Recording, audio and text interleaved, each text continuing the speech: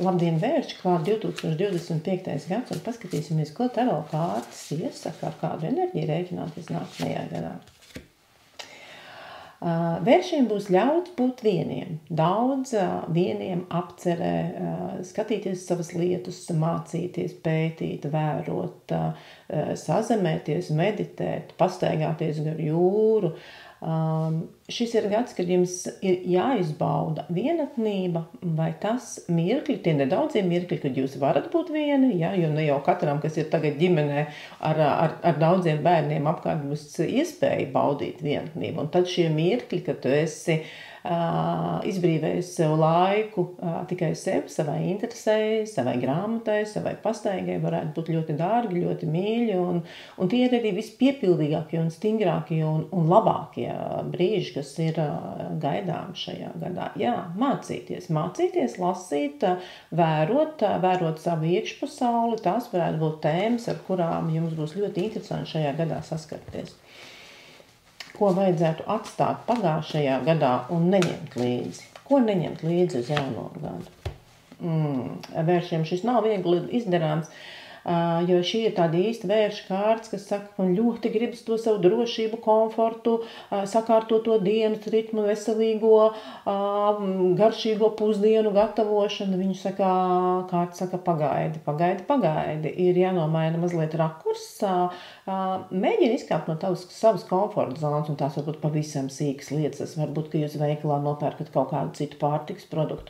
Tas ir veids, ka jūs ejat uz citu veikalu, ka jūs ejat uz citu sporta zāli, ka jūs izvēlaties citas lietas, kaut vai krustojumam paiet pāri, citā virzienā, vēpmes loka, ejot no darba uz mājām, tātad kaut ko pamēģināt izkustināt no savas rutīnas, jo, jā, lai arī cik skaisti un mīļi tā mūsu ikdiena jau ir sakārtot, un liekas, patiešām tagad ir labi, kārtas saka, pamaini kaut ko, un tu paskatīsies pēc gada, iespējams, šis jaunais būs daudzkārt labāks vēl par to, kas bija iepriekšējā.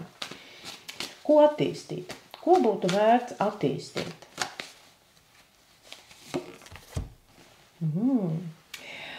Attīstīt apmierinātību ar to, kas man ir, spēju novērtēt to, kas man ir, priecāties par to, kas man ir.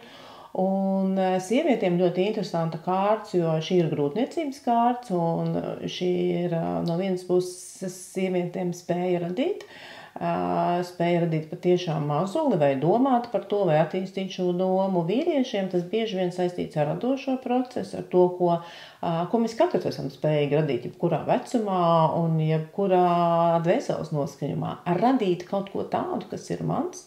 Tas var būt hobijs, tas var būt kāda pavisam ikdienišķa nodarbe, kas man rada prieku, ar ko es esmu ļoti lielā apmierinājumā ar sevi, un jā, iespējams, ka man par to neviens nekā nemaksā, bet tas ir mans, un tas man ļoti, ļoti sagādā lielu prieku.